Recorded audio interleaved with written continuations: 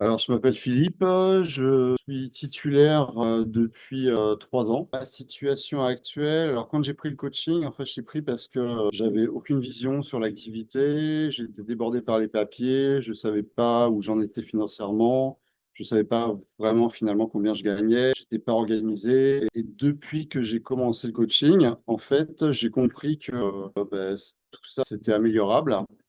Et là, maintenant, je commence à avoir une autre façon de penser mon activité. Je la suis plus. Je sais que maintenant, je peux la piloter. Je me lève plus le matin en savant pas où je vais, combien je vais gagner, etc. Je sais qu'on peut avoir, on sait pourquoi on se lève, on a une vision claire de la journée, on sait où on va.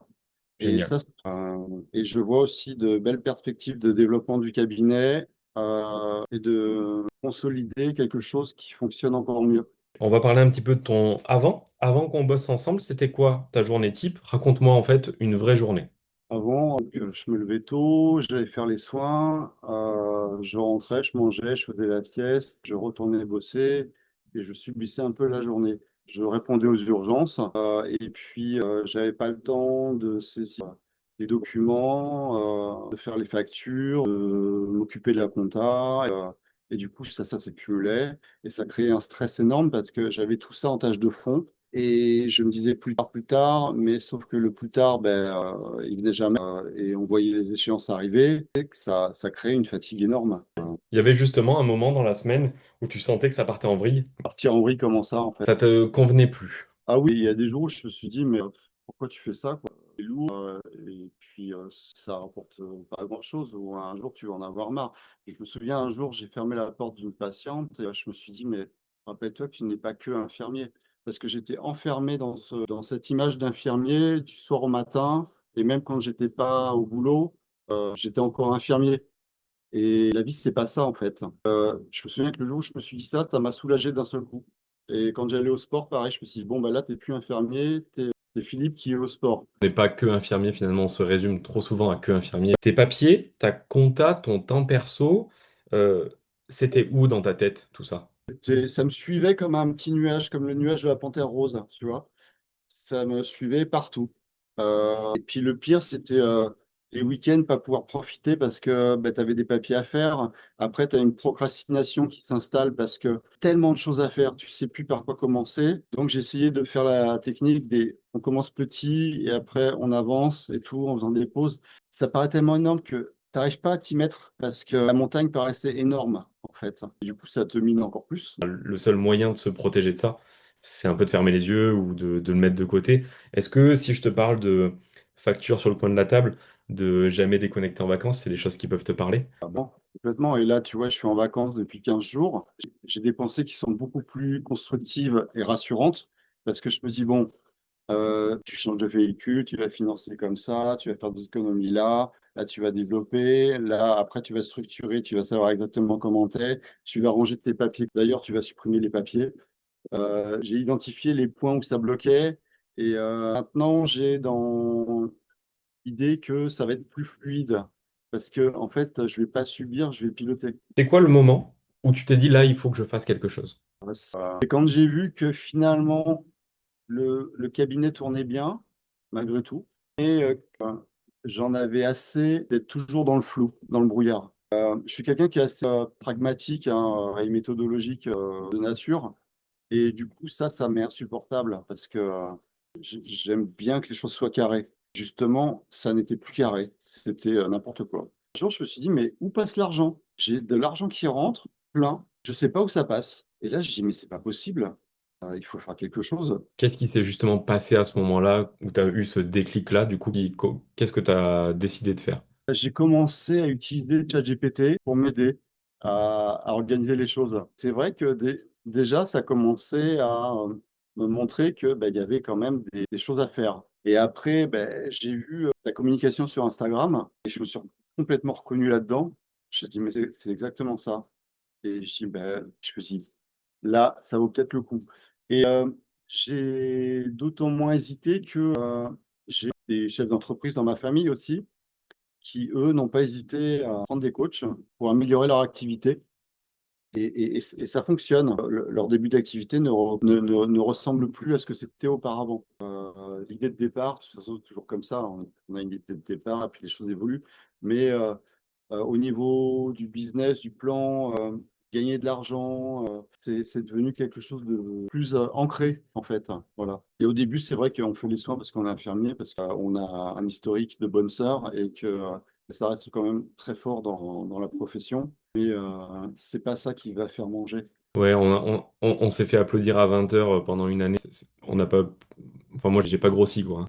Ah ben moi, je le disais, hein, à l'époque, je disais, profitez-en parce que de toute façon, quand ça va être terminé, au bout de 2 mois, on va recommencer à vous cracher à la figure.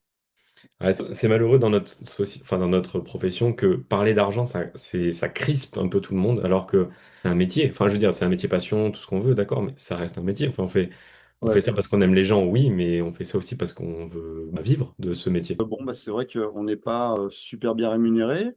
Bon, en dehors de la charge de travail, tout ça qu'il y avait dans les services, il y avait aussi cette promesse de vivre mieux de son travail. Et moi, j'estime que quand on travaille, on doit pouvoir en vivre correctement. Et là, je la voyais plus, cette promesse. Elle était en train de s'échapper. Se lever le matin pour ne pas savoir en fait où on va, ou alors que ce soit surtout, c'est ça que j'aime pas du tout d'ailleurs, c'est les cycles. En fait, au bout d'un moment, c'est toujours la même chose, on tourne en rond et en fait, on sait pas pourquoi. Et là, en général, j'ai une alerte qui se met en route. C'est là que je change. Soit je fais autre chose, soit je mets en place des choses pour les améliorer. Ouais. Donc, du coup, tu as dit que tu avais vu ma publicité sur Instagram, puis un jour, tu t'es dit, allez, on y va, je prends le rendez-vous. Et donc là, tu as rencontré Thibaut, si je me souviens bien, qui t'a expliqué un peu comment ça se passait. Comment ça s'est passé, ce rendez-vous, avant de dire oui? Qu'est-ce qui aurait pu te bloquer ou qu'est-ce qui te bloquait? En fait, j'ai une façon de fonctionner qui est que je regarde un truc, ça tourne en tâche de fond. Au moment où je prends ma décision, et en général, ma décision est déjà arrêtée. Donc, il n'a pas déclenché le fait que je sois en coaching avec toi. Moi, je savais déjà que j'allais le faire. Donc, il y avait presque pas un non, quoi. J'avais pas de truc qui me bloquait parce que je trouvais que tout était cohérent. Voilà. Et à ce jour, je ne regrette pas, hein. Sur l'investissement, qu'est-ce que tu t'es dit? Est-ce que ça t'a bloqué? Est-ce que ça t'a un peu freiné? Sur l'investissement, ben, non, ça m'a pas bloqué parce que je sais à peu près combien ça coûte. Je sais que ma soeur est payée 5 000 € sur l'année avec bon, beaucoup de réunions, des choses comme ça et tout. Et je sais que ça coûte à peu près ce prix-là, quoi. En même temps, si tu vas sur un coaching à 50 € par mois sur une application, tu n'es pas sûr du résultat. Je veux dire, tout a un prix, quoi. Moi, je considère ça comme un investissement. De toute façon, ça passe dans les charges.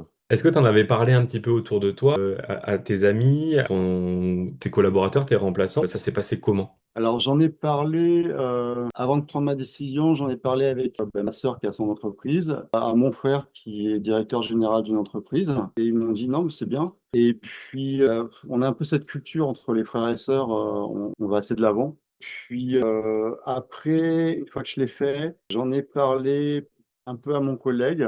Alors, ça m'a fait rire parce qu'il m'a dit oui, quand on est infirmier, en fait, il y a plein de gens qui viennent parce qu'ils savent qu'il y a de l'argent à prendre, et puis machin. Je dis oui, mais je vois pas ça comme ça, en fait, c'est un investissement. Et puis, je pense qu'il doit voir qu'effectivement, il y a des choses qui changent en ce moment et que ça va vers le mieux. Oui, déjà en termes d'organisation. Justement, par rapport à ton collègue, est-ce qu'il profite finalement de ce que tu mets en place? Comment ça se passe dans le quotidien? Est-ce que ça a été du but en blanc ou est-ce que c'est petit à petit que ça s'est mis en place? Est-ce qu'il y a des idées qui viennent? Tu vois, est-ce que la transformation de ton activité, c'est pas forcément la transformation de ton cabinet? Ouais, alors, bon, comme je suis titulaire, si tu veux, ce que je mets en place, ça impacte forcément sur le cabinet et le fonctionnement. Je pense que lui, c'est quelqu'un qui est orienté chiffre d'affaires, soins, relations, tout ça. Il ramène des patients, il s'investit beaucoup. Et par ricochet, forcément, ça va changer aussi pour lui, hein. Je pense que quelque part, ça le rassure aussi parce qu'il voit qu'il y a des choses qui se mettent en place, que ça ne reste pas comme ça, que c'est toujours une organisation pour aller vers le mieux, vers la fluidité, vers l'augmentation du chiffre d'affaires du cabinet, qui est quand même importante à prendre en considération. Et puis aussi dans la façon de travailler avec les patients, à ne pas tout accepter, à poser des limites, à faire attention au secteur, aux patients qu'on prend, aux conséquences que ça peut avoir dans le temps. Est-ce que ce patient il est bloquant pour prendre d'autres soins ou pas? Ça, c'est une mentalité qu'on avait déjà un petit peu, mais qui se développe, qui s'affirme davantage. On va parler un petit peu de ce que tu avais pu essayer avant, du coup, l'accompagnement. Tu avais déjà justement essayé certaines choses, donc peut-être des forums, tu m'as dit ChatGPT, le comptable aussi qui était là. Pourquoi ça n'a pas suffi? Bah, de toute façon, le comptable, le rendez-vous comptable, je ne les ai jamais fait parce que j'étais jamais prêt. Donc cette année, par contre, je vais le faire. Et puis là, je vais être plutôt prêt. J'avais vraiment eu je pilotais pas, je subissais le truc. Les bilans, je les faisais au dernier moment. Donc gros stress. Pendant une journée entière, je m'enfermais pour rassembler toutes les pièces, les envoyer au dernier moment, genre date limite, ce soir à minuit, tu vois. Après, sinon, ils ne pouvaient pas faire le bilan. Du coup, je n'avais pas d'échange puisque je ramais.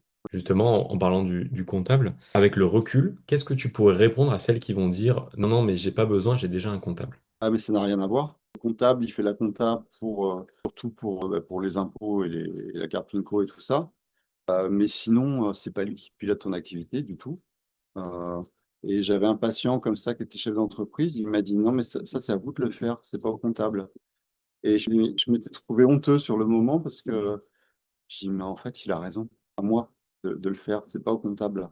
Donc, oui, on est infirmier, mais on est aussi chef d'entreprise. Et du coup, il faut avoir une vision claire sur son activité. Chose qu'on est nombreux, à mon avis, à pas avoir. T'as pas l'impression qu'on est un peu nombreux, comme tu dis, à pas l'avoir, cette vision claire, mais aussi à beaucoup se reposer sur le comptable. On en fait une espèce de dieu un peu de l'administratif, alors que finalement, dans les faits, pas vraiment ça. Ouais, effectivement, surtout que à chaque comptable un avis différent, donc c'est pas très fiable. Le comptable, il va juste s'occuper de collecter des informations, des chiffres, et pour les rentrer dans des cases. Mais après, pour le pilotage de ton activité, il la connaît pas en fait. Il sait pas comment ça se passe. Le conseil, il est pas là. On va voir un petit peu aujourd'hui où est-ce que tu en es. Donc le bilan un petit peu de aujourd'hui, après un mois et demi qu'on travaille ensemble. Donc, aujourd'hui, est-ce que tu te sens plus à l'aise? Organisation des papiers, des informations, ça j'ai commencé. Maintenant, je fais des dossiers beaucoup plus clairs, je classe beaucoup mieux les trucs, je fais attention à la façon dont j'appelle les dossiers, c'est important. Ordonnance et patient entrant. Systématiquement, je les mets dedans. Alors, c'est moi qui travaillais, ça allait. Sauf que là, c'est pas moi qui travaille en ce moment. Du coup, je sais pas comment je vais retrouver les documents. J'ai sensibilisé les collègues là-dessus. Je leur ai dit, vous voyez, là, je perds une heure, en fait, pour une ordonnance à chercher les infos, c'est pas possible. Il y a ça qui s'est mis en place. Après, il y a les perspectives de changement de statut, tout ça. C'est intéressant. Je pense que je peux y aller parce que mon cabinet fonctionne plutôt pas mal. C'est perfectible, hein, évidemment. Mais pour un cabinet sur la région où je travaille, ça commence à devenir bien. Malgré tout le flou, tout le qu'il y avait. Travailler aussi sur l'image et la réputation du cabinet parce que effectivement, j'avais arrêté les avis Google et puis travailler aussi la prospection que j'avais laissé un peu parce qu'en fait, le téléphone sonne. Qu'est-ce que je vais aller distribuer des cartes de visite dans les pharmacies? Mais en fait, si, je peux. Surtout que je me suis gardé un créneau dans la journée. Tu as de la place pour développer ce cabinet, c'est un diamant à polir. Ouais, c'est ça, ouais. Le matin, quand tu démarres ta tournée, et le soir, quand tu rentres, qu'est-ce qui a changé dans ta tête? Euh, ouais, globalement, elle est facile la tournée. Alors, il y a des jours, effectivement, on peut pas se poser. Non, globalement, le soir, ça va. Tu devais résumer en un mot ce que tu as gagné avec l'accompagnement, qu'est-ce que ça serait? De l'espoir par rapport à la suite, par rapport à ma vie perso, pour dégager du temps, parce que c'est important, par rapport à l'activité, par rapport à la progression de l'activité. J'ai l'impression que les choses vont être beaucoup plus cadrées et carrées et que ça va me retirer une énorme charge mentale et améliorer aussi mes revenus et ma façon de gérer l'argent sur le cabinet. Ouais. Si là, maintenant, il y avait une infirmière qui était à ta place et qui serait dans l'hésitation à se lancer, qu'est-ce que tu lui dirais? Mais je lui dirais, mais fonce, tu as tout à y gagner. En plus, c'est plus qu'un accompagnement, parce que tu as une communauté en fait qui est là, où on peut échanger. Contrairement au WhatsApp qu'on a sur la CPTS, on dit il y a une demande de soins là, tout ça, où on se passe quelques infos. Je trouve pas qu'il y ait vraiment de solidarité et d'échange sur nos préoccupations. Chacun reste dans son coin finalement. Ça, et puis on est tous plus ou moins en concurrence, alors que là, non, on n'est pas en concurrence, et donc on peut y aller tranquille. Il y a un vrai esprit de groupe qui se crée, j'ai l'impression, avec une vraie dynamique de collègues qui se poussent vers le haut plutôt que se pousser vers le bas. Tout à fait. Oui, c'est ce que j'ai remarqué également.